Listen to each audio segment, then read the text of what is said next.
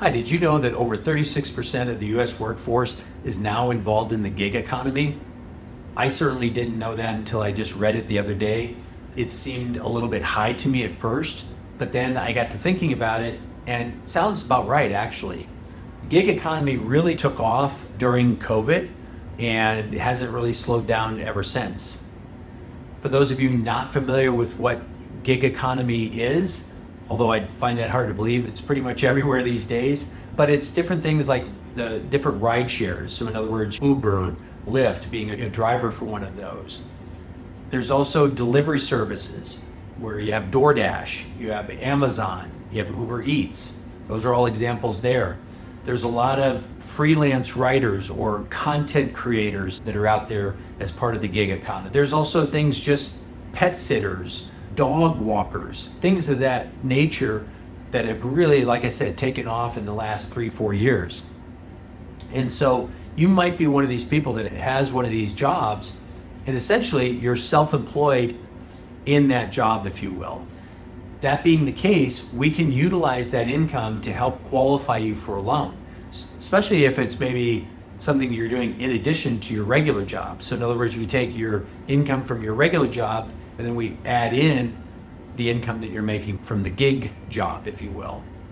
Now, how we're going to document that in a traditional sense, in other words, if you want to use FHA financing, conventional financing, VA, USDA, things of that nature, we're going to get 2 years worth of tax returns and do an analysis to see what you've averaged out over those last couple years with regards to that income.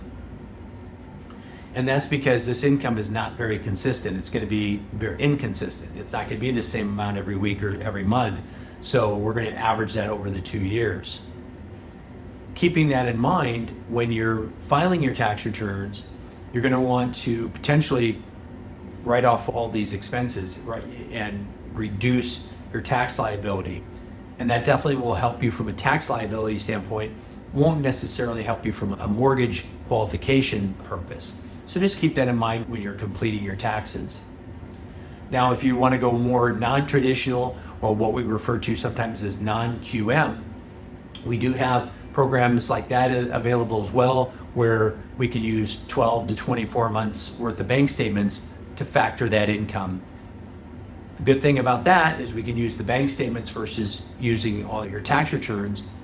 However, typically with non-traditional, non-QM, interest rates are a little bit higher, down payments are a little bit higher, so they're not going to be as term friendly as, say, an FHA or a conventional first-time homebuyer program.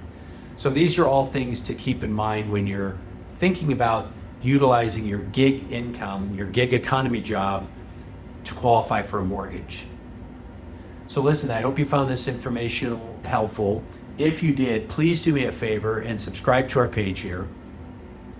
And then if you know of anyone who is in the gig economy and they would find this information helpful, please do me a favor, forward them this video so that they can review it. We're always here to answer your questions. Call or text anytime. We look forward to hearing from you soon. You have a great day. We'll talk soon. Bye-bye.